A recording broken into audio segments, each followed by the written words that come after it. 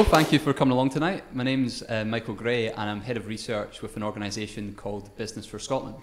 And the research I do is mainly around the case that Scotland can be a wealthy, successful, independent country, and that Scotland would be better off as an independent country, especially by taking the economic opportunities that Scotland would have with the full powers of independence. And I think that's the key question that a lot of people have in their minds this year when they decide how to vote in the referendum. Can Scotland afford to stand on its own 2 feet and to be an equal independent country? And when you look at the evidence, when you look at the research, the answer is yes. I've never been a member of any political party. I didn't become involved in this campaign because of any sort of allegiance or support for any politician. I got involved in this campaign because I think it's the greatest opportunity we'll have in a generation to improve Scotland and to make Scotland better off. And when you look at the evidence and you look at the figures, you find that Scotland would have been better off as an independent country. Over the last 5 years, Scotland would have been £8.3 billion better off compared to its position within the UK. And that would have been worth £1,600 for every single person living and working in Scotland. And that's because Scotland's got a very strong economy. If you look at its construction sector, its manufacturing sector, its exports, its work in North Sea and in lots of other sectors within its energy resources, Scotland has what it takes to be a successful independent country. So it's really important that people in Scotland have that economic confidence when they decide how to vote in September. But it's not just about Scotland's strong financial position as it stands. It's not just about the fact that Scotland is a wealthy country. It's about the fact that independence gives Scotland the powers to be better off.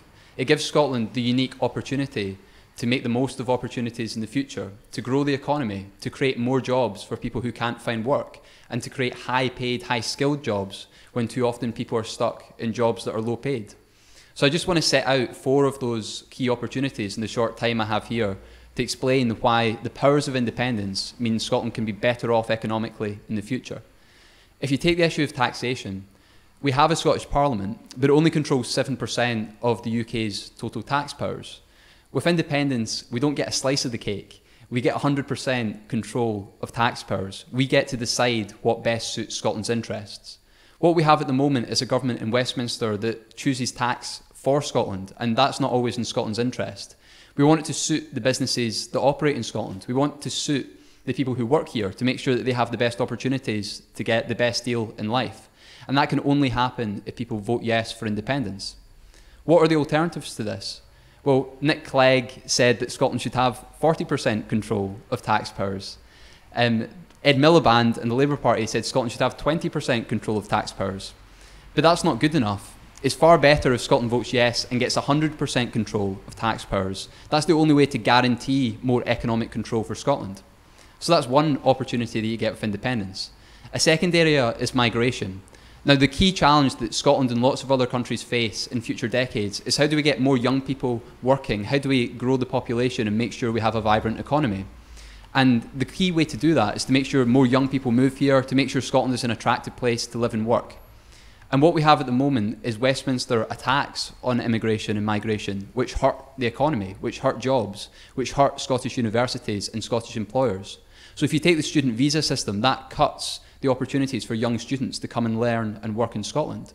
40,000 young students currently choose Scotland as their destination of choice to live and learn. They have huge skills in key sectors like manufacturing and energy. These people have huge talents that can contribute to Scotland's economy and create more wealth. But Westminster isn't working in Scotland's interests. Only with independence and the opportunity to attract more people to live here can we create that skills base to improve business, to improve the economy, and to improve the wealth of the country.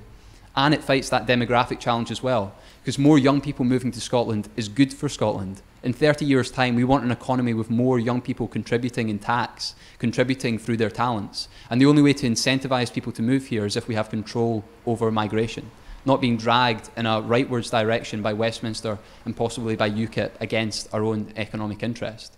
And the third huge area of economic opportunity is to look at energy. Now, Scotland has almost unrivaled economic resources, both in sort of North Sea oil and gas reserves, but in opportunities in the future in tidal, in wave and in wind energy. This is a huge opportunity for Scotland to invest and to improve our economic position. So if you look at an opportunity like setting up a national energy fund where we put some of that tax revenue in now and get some of that money back for future generations, we can only do that with independence.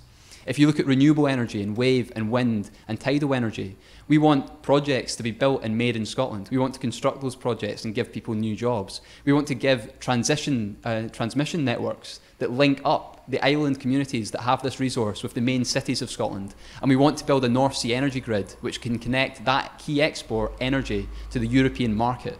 What a huge opportunity for Scotland if we choose to take a lead, if we choose to have the ambition and confidence to take that power of energy into Scotland's hands. And the final opportunity is to look at exports. So last year, Scotland contributed almost £100 billion in exports worldwide, which is a huge success story. And if you improve that and increase that by 50%, that would create 100,000 new jobs in Scotland. That's in areas like food and drink, with obviously examples like Scottish whisky being hugely popular across the world. But it's also in areas like chemicals and in technology, in areas where there's still growth opportunities for Scottish businesses. And with independence, you can improve and expand Scottish exports. A key way to do that would be to have an independent Scottish diplomatic network. You have diplomatic embassies across the world which are dedicated to supporting and advancing and expanding Scottish exports. So an independent Scotland with its own diplomatic network will be able to support Scottish exports, which will create more jobs for people living in Scotland. So in this short time, I've not only said that Scotland can be an independent country, that it's got what it takes. It's got the wealth, the talent, the skill, the people to be a successful country.